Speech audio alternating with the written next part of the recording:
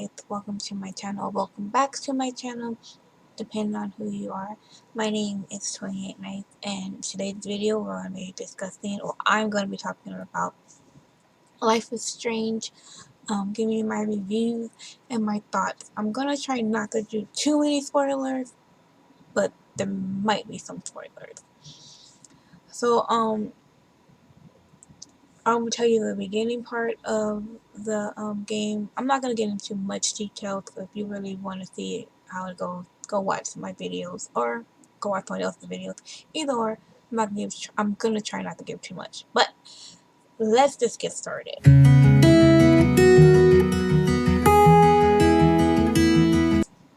So in the beginning of the game, you start off with a girl on the ground in like a forest kind of area where there's a lot of trees, and it's a storm, it's raining, and apparently there's like a tornado or something, and she's going towards the lighthouse. This character is Max Caulfield, I think that's her name. She is the protagonist of the game, and she's the character that you would play if you play the game. And you basically are going up this hill to this lighthouse because, like I said, there's a storm, and you say, well, I think I'll be safe at the lighthouse. So you go to the lighthouse, and there's like trees falling and everything else. You end up at the lighthouse, and you see like a flyer that pretty much says there's a tornado coming soon, but you're already in the tornado. It's kind of weird. I know it's like really weird, but it's like it hasn't happened yet, but you're already there. And at this point, she kind of just wakes up. It kind of feels like she was like dreaming. So she wakes up, and she's in a classroom, and this classroom is at a school called Blackwell. I think it's Blackwell University. I'm not sure if it was like a high school or like a private school or like a special school, but it's a school that you have to pay for, and you need to pay for your scholarships. So anyway, so it's kind of that kind of school. So she wakes up. She is in her class, which is photography art class, and she's kind of like tripping out. She's like, what was that? Like, what the hell just happened? This is about the time where you can like move around, not necessarily like walk around, but you can move your character around and have her look at different things and stuff like that, and everything else.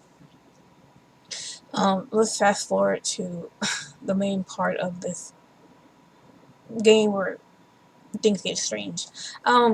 So there's a part in the game where after you leave the classroom, you go to the bathroom, and you pretty much take a picture of a butterfly. And as you're taking a picture of the butterfly, you're in the bathroom. You're like one part of the bathroom where it's like a wall, and there's like the janitor's stuff, like his um mops and stuff like that, and you're behind this wall, and there's a person that comes in, and he starts talking to himself. It's a guy. He starts talking to himself. He's like, Nathan. His name is Nathan, so he's like, Nathan, you got this, blah blah blah blah, talking to himself. He's kind of like frantic, weird acting.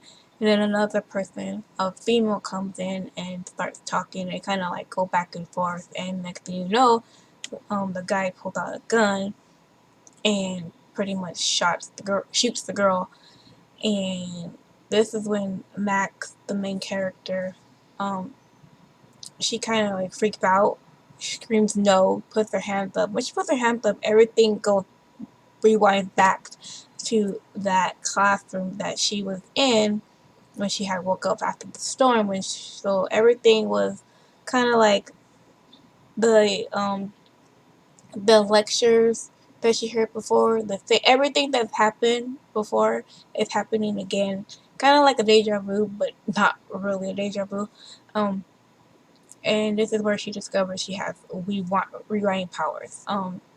So that is how the start of the game goes. So I will also. So right now I'm going to talk about some of the characters that are in this game that are the main characters in the game.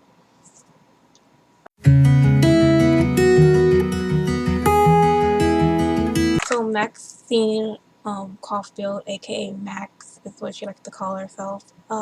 She is, I want to say, I don't know, like, I would use the word shy or timid and stuff like that, because she would talk to people, but she's not aggressive. She's not really like, well, let's go, and like angry or stuff like that. She's really happy-go-lucky kind of person, but she's kind of also just like Mickey Mouse kind of person, I guess. I don't even know how to describe Max, but she really loves photography. She's really good at it, and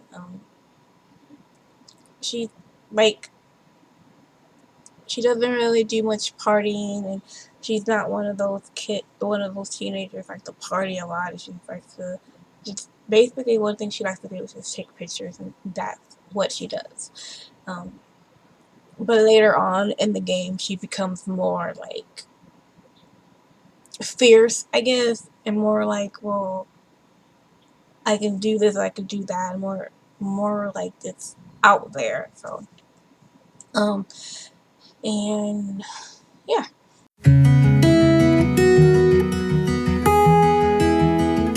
So then we come to another character named Chloe Price. Chloe Price is Max's best friend. They haven't spoken in um, 5 years. Max used to live in Arcadia Bay, but she had moved when she was 14 and had moved back because she had a scholarship to to Blackwell University. Max was also Chloe was also the girl who Max saved in the bathroom who got shot. Um, it's back to Chloe. So yeah, Chloe is a punk rocker, I guess, a punk chick.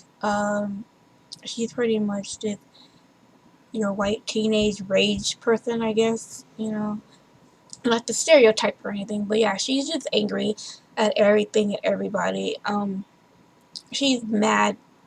She's angry that her dad died when she was 14. Her best friend left when she was 14, and there's another friend who she has named Rachel Amber, sorry, who also who's been missing recently. I'll get to her in a minute. But yeah, she is just it's pretty much everyone's fault. Everyone is to blame for everything that goes around her. She's that angry person.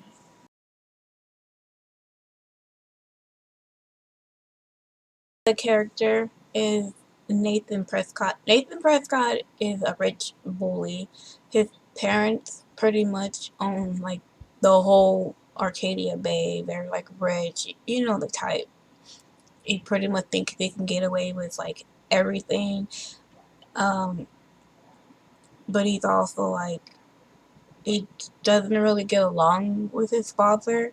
You can you'll hear about that during the game. He doesn't really get along with his father.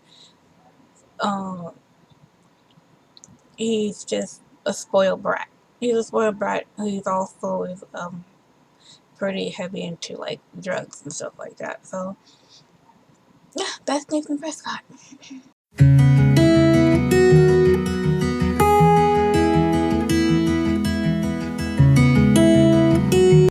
So then another character that's important in this game is her name is Victoria Chase. Victoria Chase is also another rich snobby kid who is basically doesn't really like Max too much for reasons I'm not gonna say, but yeah, she's just like, oh, look at me, I'm just so beautiful and all this other stuff, and she's like a real snob and just she's a total bitch, in other words, right?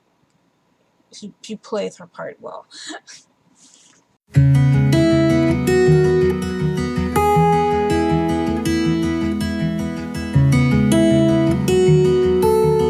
So then we got Warren Graham. Warren Graham is basically your character would be like the nice guy. Um, he's he's really into sci-fi, science, and like weather stuff, and like everything else, and like astronomy and all this other stuff. He's really into that kind of stuff, and he is totally in love with Max. So much, so much in love.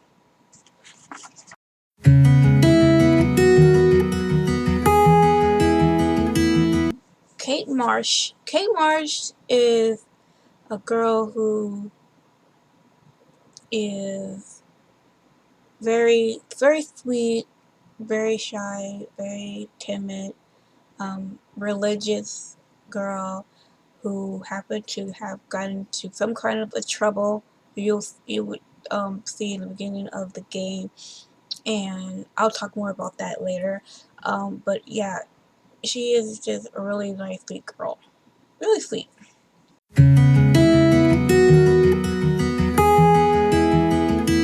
Mark Jefferson is one of the teachers, Max's teacher at Blackwell, who is the photographer art teacher, I guess. Um, he's a good looking guy, kind of funny, you know, a lot of the female students like to flirt with him a lot and everything like that. He's kind of like the teacher. You'd be like, oh wow, that's the cool teacher kind of type. But later on, he has a little bit of a dark side as well.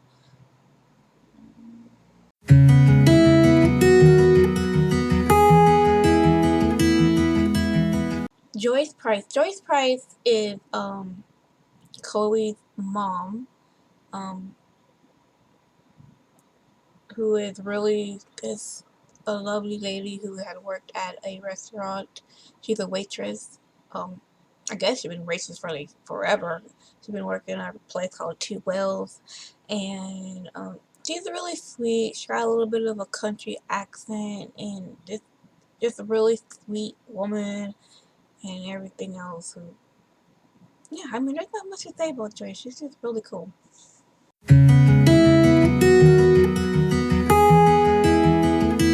Okay, David Madison, he is of the head security of Blackwell. He is also married to Joyce Price and is Chloe's stepdad, or as Chloe says, step douche.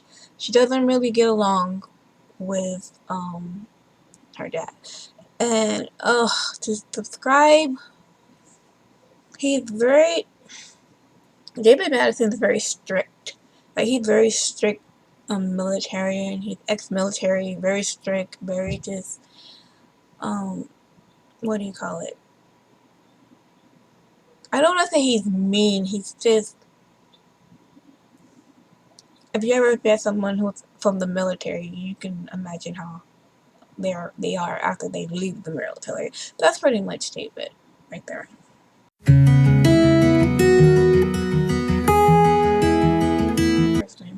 Frank Bowers, he is the local drug dealer. There's a uh, another DLC to this game where you pretty much see how Frank comes about. But he is friends kind of with Chloe. That's how we know Frank Bowers. They have something to do with something that happened before Max got there. I don't. Basically, Chloe owes Frank money, and Frank is also involved with Rachel Amber's, just like Chloe was involved with Rachel Amber's. I don't know if they were like romantically involved, but they were involved. Um, he's pretty much his character is pretty much white, badass drug dealer guy in a white neighborhood. I'm sure you know what I'm talking about.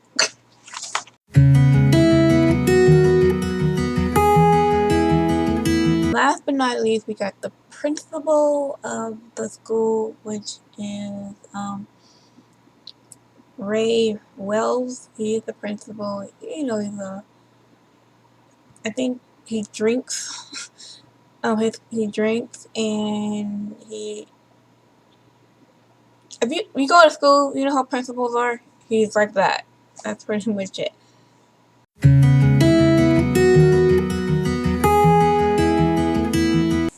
So some main plots to the story. Um, so one of the stories is part of the stories is the girl Kate Marsh. Like I said before, she got into a little bit of trouble, and so much so that she got embarrassed, and I guess there was a video going around about her, and because she was religious and because she had the religion and stuff like that, she ended up being embarrassed, and I think she ends up killing herself. Sorry, spoiler alert. She ends up killing herself, and one of the things Max wants to find out is why she was killing herself, like what happened. Like she had a conversation with Kate about being at a party and thinks she got drugged and stuff like that. But so Max wants to find out that. Also, another part of the plot is that Max and Chloe want to know what happened to Rachel, who was missing, who had been missing for like I think 3 or 4 weeks or something like that. I'm not even sure. So they want to find out what happened to Kate and what happened to Amber. Not Amber. Why do you say Amber? Oh, Rachel Amber. And so they're pretty much trying to find clues, and that's pretty much the plot of the story. And when they find out what happened to these um, to these girls, they try to go and find the guy who they think did it, but it turns out to be somebody else. So what happened to Amber? She got killed as well. Um, I don't want to get too into it. Go watch the videos, but yeah, that is the main purpose of the game, as well as um, Max have to make sure that Chloe doesn't die. Because you remember when I told you back in the beginning of the storm? So it seems as though every time that Max will have these flashes of this tornado, the storm, she will have to go save Chloe. So I'm not sure if Chloe is the storm or not, or what. I'm not even sure. There's like a kind of like a thing going on there. All I know is that every time the storm comes, I had to go save Chloe. I don't know if it means something. Maybe I'll go look for it. Maybe I'll put it on there if I remember. Probably won't. Never mind.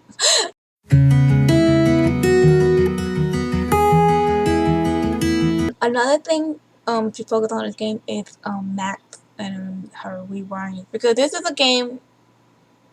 is one of those games that has the butterfly effect games, what I like to call it, where you choose which kind of activities you do and what you do, what your actions are. It has a consequences to that. So every time you rewind, the reaction to that action, and things just gonna get all discombobulated, and things get weird, and it just goes haywire, and she ends up in alternate realities. It's really weird and really crazy. Like I said, go watch the videos.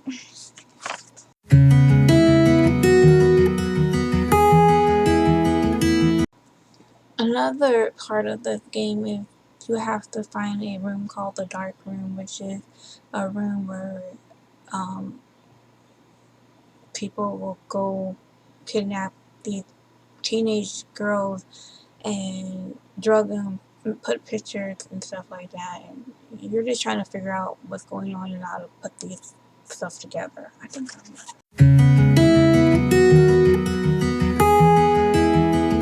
also have the ability to go back in time by going into pictures. She looks at a picture and she can go back in time just by focusing on the picture and looking at it. And she does go back to where they were 14 and try to save her friend's Chloe's dad, because Chloe's dad got into a car accident. So that's how he died. But it turns out when she did that, it was Chloe that got into an accident and she got paralyzed. So that didn't work out too well.